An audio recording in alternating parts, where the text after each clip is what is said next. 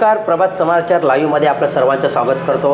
येणाऱ्या महानगरपालिकेमध्ये झालेल्या घडामोडींविषयी आपण चर्चा करणार आहोत. आज आपल्याबरोबर शिंदे गटाचे आनंद नगरकर, जे नालासोपारा शहर प्रमुख होते आणि ते नाराज होते आणि त्यानंतर त्यांनी जो अपक्ष फॉर्म भरलेला होता, ह्याविषयी आपण चर्चा करणार आहोत. नगरकर साहेब, काय सांगाल की आजची सिच्युएशन काय आहे आणि आता तुम्ही जो अपक्ष फॉर्म भरला होता त्याविषयी काय माहिती सांगाल?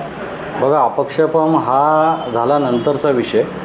पहिलं तर आम्हाला अपेक्षाच नव्हती की आम्हाला उमेदवारी भेटणार नाही.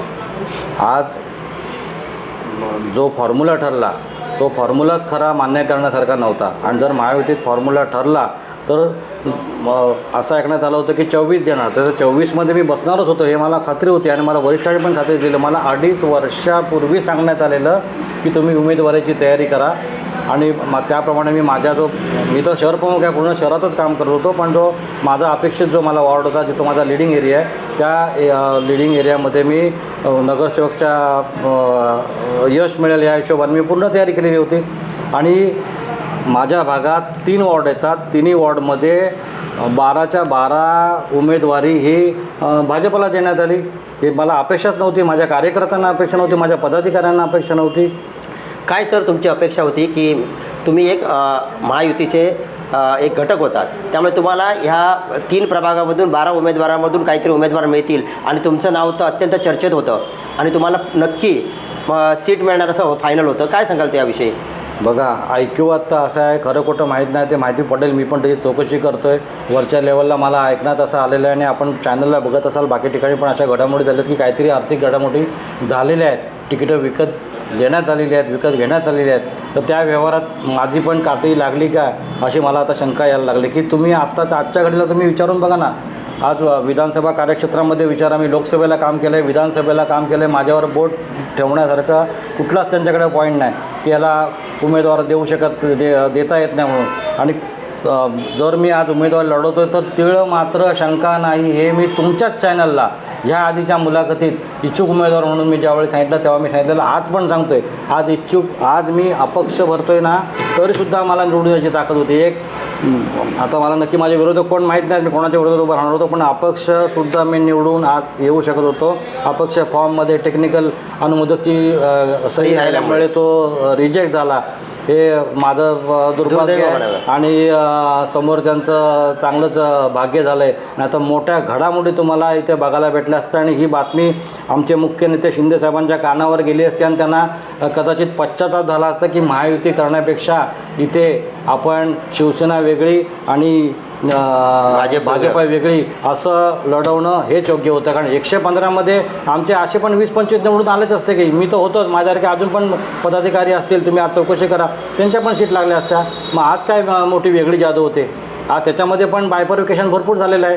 तुम्ही ज्या सीट देतात त्यात आणि त्याच्या पण मध्ये अनोळखी चेहरे बघायला मिळतात. तर मी तर काम स्वतः करतो ना, मला माहिती आहे ना, मला कोण काम करतं माहिती आहे, सगळ्यांनाच माहिती आहे. पण मला तर सरळ माहिती आहे. पण त्यांच्या रँकमध्ये माझं कंपॅरिझन केलं तर मी तर जवळजवळ 4था ते 5वा नंबर माझा लागेल.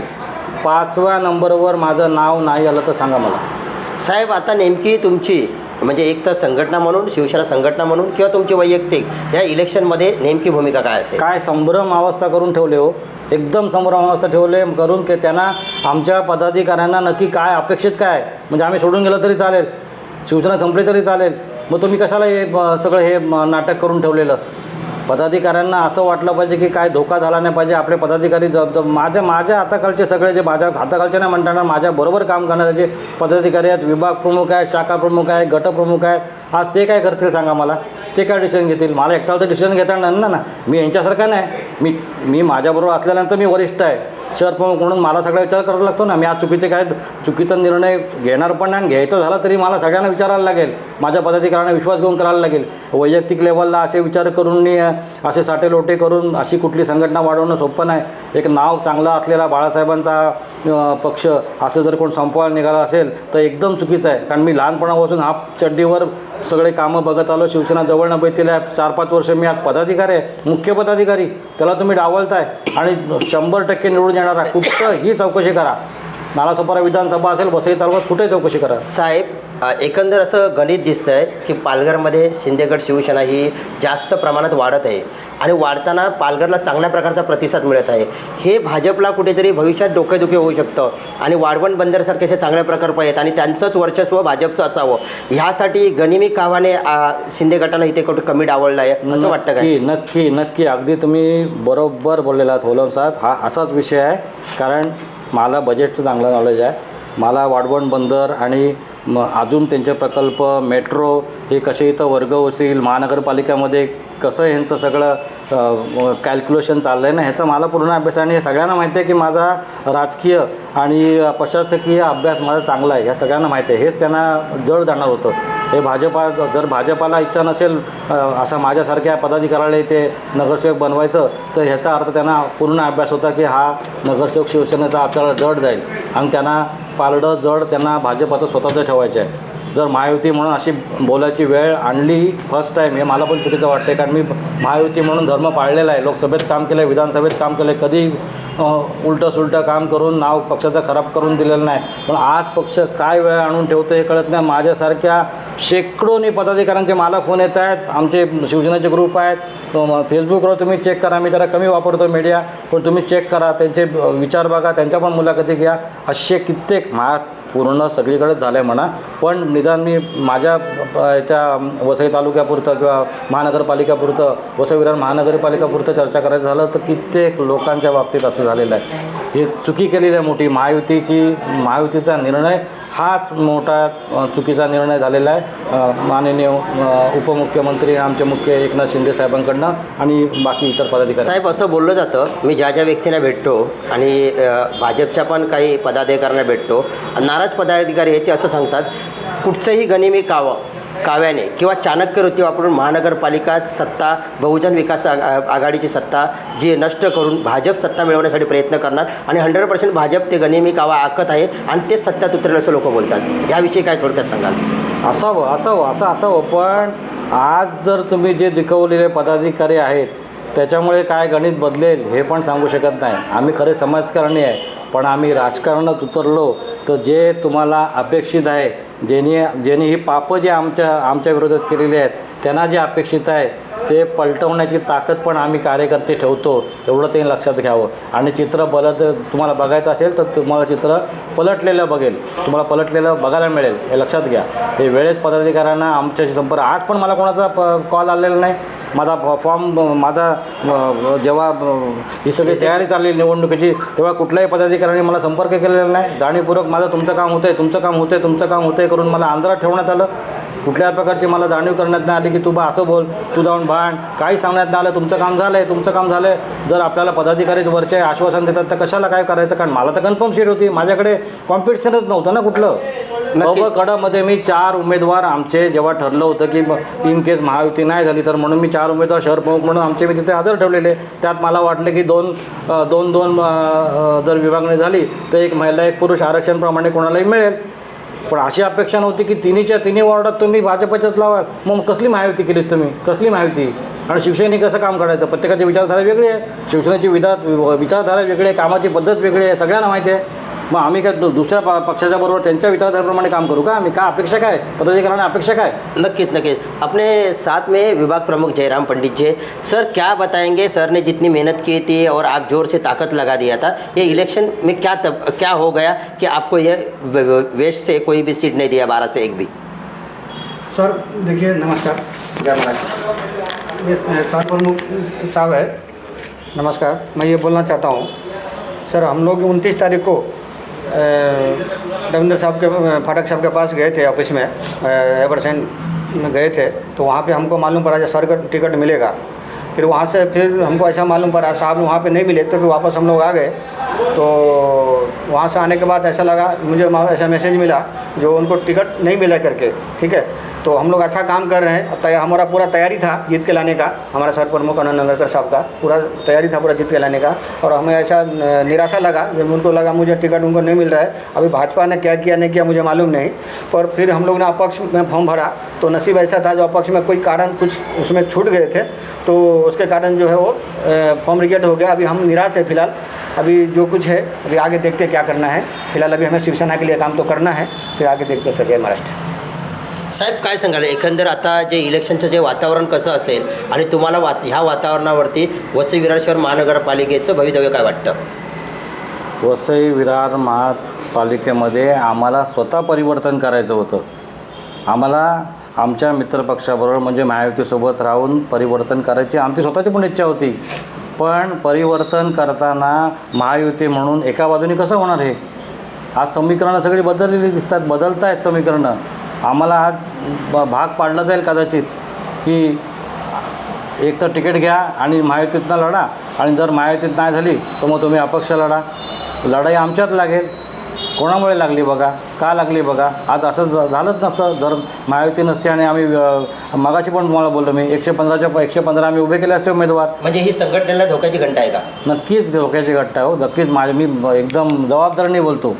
काय मी नवीन माणूस नाही शिवसेनेत. मग अख्खी कोकणापासून गिरगाव मुंबईपासून सगळीकडे काम केलेला माणूस आहे. प्रत्येक आमदार कोणत्या साली कोण होता, कोण मंत्री होता, कुठल्या खातं होता, सगळं बघितलं. पण तोंड पाठ आहे मला, हे सगळ्या माझ्या वरिष्ठांना पण माहिती आहे. मग नेमकी आता शेवटचा एक प्रश्न तुमच्यासाठी सर. आता ह्या वरिष्ठाचे तुम्हाला आता फोन नाही आले, तुम्ही अपक्ष भरलात म्हणून ते वरिष्ठ नाराज असतील. नेमकी आता ह्या इलेक्शनमध्ये तुमची भूमिका काय असेल आणि लोकांना मतदारांना काय संदेश द्याल? बघा, नाराज असल्याचा काय प्रश्न येतोय? मी शिवसेनेचा उमेदवार उभा आहे आणि मी बंडखोरी नाही केलेली आहे, हे लक्षात घ्या तुम्ही. शिवसेनेचा माझ्या भागात कुठलाच माझ्या तिन्ही वॉर्डात एक पण शिवसेनेचा माझ्या पूर्ण नालासोपारा पश्चिममध्ये पॅनलमध्ये माझ्या पॅनलमध्ये आणि तिन्ही वॉर्डाच्या पॅनलमध्ये 4चं पॅनल आहे, त्यात कुठंच शिवसेनेचा उमेदवार नाही. म्हणजे माझ्या वैयक्तिक माझ्या पॅनलबद्दल 11 नंबर प्रभागातनं मी उभा होतो, तर माझ्या पॅनलमध्ये एकही शिवसेनेचा उमेदवार नाही. त्यामुळे मी बंडखोरी केली असं म्हणताच येणार नाही. पण मला अस्तित्व माझं शिवसेनेचं दाखवण्यासाठी मी उभा राहणार होतो आणि निवडणूक पण लढवणार होतो. कुठल्या सेटलमेंट करायला नव्हतं केलेलं. हे माझं दुर्भाग्य आणि त्यांचं भाग्य आहे की नाही तर माझी ताकद दाखवून दिली असते. हे तुम्हाला आज पण सांगतो. जनतेला आव्हान काय कराल ह्या मतदानासंदर्भात? जनतेला आव्हान काय करायचं हे मोठा संभ्रम आहे. नालासोपारा वसई विरारची आणि 11.5 लाख लोक हे वोटिंगचा आपला हक्क बजावणार आहेत आणि त्या मतदारांना तुम्ही एक नागरिक म्हणून आणि एक पदाधिकारी म्हणून एक संघटनेचा काय आव्हान कराल की आपली वसई विरार शहर महानगरपालिका ही आपली आहे? बघा, मी तुम्हाला आधीच सांगतो, ही काय लोकसभेची आणि विधानसभेची निवडणूक नाही आहे. तुम्ही इथे 70-75% चेहरा उमेदवाराचा हा वैयक्तिक चेहरा बघितला जातो, 25% पक्ष बघितला जातो. मी ज्या लोकांसाठी धावलो आहे, मी ज्या लोकांसाठी काम केलं आहे, अनेक कामं केलेत मी, तर त्यांना अपेक्षित असते की हाच उमेदवार आम्हाला हवा आहे. त्यांची पण गणितं बदलतील. आता ते संभ्रमात पडतील, नक्की वोटिंग करायचं कोणाला ते मलाच विचारणार. माझ्या भागाचं मी तुम्हाला 100% सांगतो, प्रभाग समिती 11मध्ये जे माझे काय हक्काचे 5-6 हजार 7 हजार ज्याच्या जीवावर मी जिंकायची ताकद दाखवून होतो, ते वोटर मलाच विचारणार कोणाला वोट करायचं सांगा. तुम्ही ज्या सांगाल त्या उमेदवाराला आम्ही मत देऊ. फक्त आता मला विचार करायचा आहे. मी अजून चॅनलवर तुमच्या सांगू इच्छित नाही, कारण मला सगळ्या माझ्या आज पण तुम्ही आता माझ्या विभाग कोणशी बोलात काय म्हटला, मी शिवसेना सोडत नाही, पण आम्ही काहीतरी विचार करू. आज पण आमची इच्छा नाही होती आम्हाला शिवसेना सोडायचं. मग आम्ही शिवसेनेत आलोच नसतो. म्हणजे आम्ही तर शिवसेनेतच आहे पूर्वीपासून, पण आम्ही शिवसेना ही पहिल्यापासून कुठं चेंजेसमध्ये आम्ही कधी गेलो नाही. जायची इच्छा पण नाही, आज पण नाही. पण तुम्ही असं वातावरण करून ठेवाल तर मग काय करणार तुम्ही जर तो ब्रिजच तोडलात तर आम्ही मग पुढं जायचं कसं? आम्ही पडणारच आहे खाली. मग दुसऱ्या कुठलं तरी ब्रिज पकडायला लागेल. आम्ही पकडायचं की नाही आम्ही नंतर ठरवू, पण विचार आम्हाला निश्चित करायला लागेल. जे काय घडलं आहे हे शिवसेनेसाठी, शिवसेनेच्या पदाधिकाऱ्यांसाठी, शिवसैनिकांसाठी हे एकदम चुकीचं आहे. आणि इथे नालासोपारा विधानसभा, वसई विरार शहर महानगरपालिका, पालघर जिल्हा मी बोलत नाही, वसई विरार पुरतं जरी बोलायचं झालं तर ही शिवसेनेसाठी धोक्याची घंटा आहे. शिवसेनाचा जो इथे पुढं जाण्याचा जो हे प्रवास आपण म्हणू त्याला, तो मला तरी वाटतं की आता कुठेतरी संपत चाललेला मला तरी जाणवतो आहे. नक्कीच. आता आपल्याबरोबर आनंद नगरकर होते आणि ते सांगत होते की आपण प्रथम शिवसैनिक आहोत, बाळासाहेबांचे शिवसैनिक आहोत आणि अनेक वर्ष शिवनिष्ठेशी एकनिष्ठ काम केलेलं आहे. परंतु आमच्यामध्ये कुठेतरी एक दिवाळ पडलेला आहे आणि ते दिवाळ तुटलं तर पुढे आम्ही कसं जायचं हा मार्ग आहे. पण आम्ही शिवसेनेचा विचार करू, पदाधिकाऱ्यांचे आमच्या संघटनेचा विषयी विचार करू आणि पुढील जो काही निर्णय आहे तो नंतर घेणार आहोत. आज का आम्ही चॅनलशी बोलून दाखवत नाही आहे. तोपर्यंत जय महाराष्ट्र. भालचंद्र होलमसह प्रभात समाचार, शुभम होलम. धन्यवाद. पुढील व्हिडिओ पाहण्यासाठी प्रभात समाचार यूट्यूब चॅनलला सबस्क्राईब करा.